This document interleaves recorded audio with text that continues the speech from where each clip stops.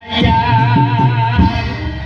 tapi wajib gawe pangeran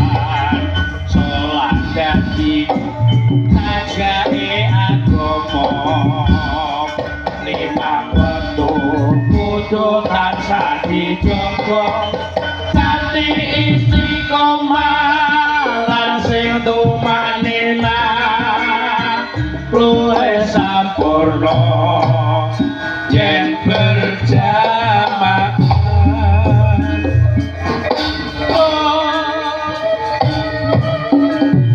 luhur lan asar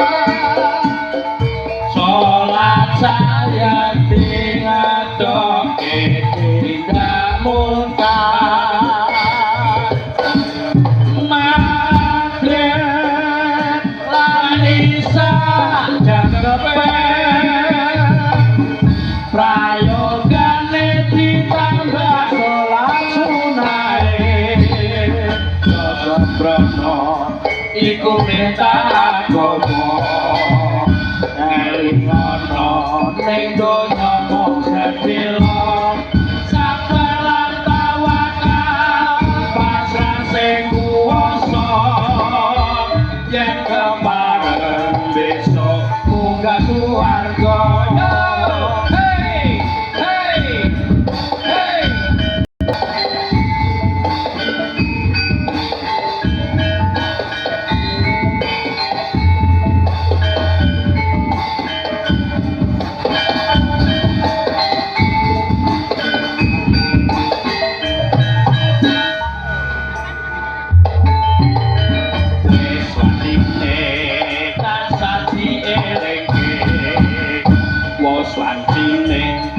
Padha nindakake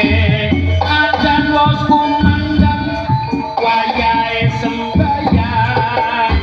netepi wajib gawe pangeran sholat dadi cagake agama limang wektu kudu tansah dijaga kanthi istiqomah lan sing tumanina luwih sampurna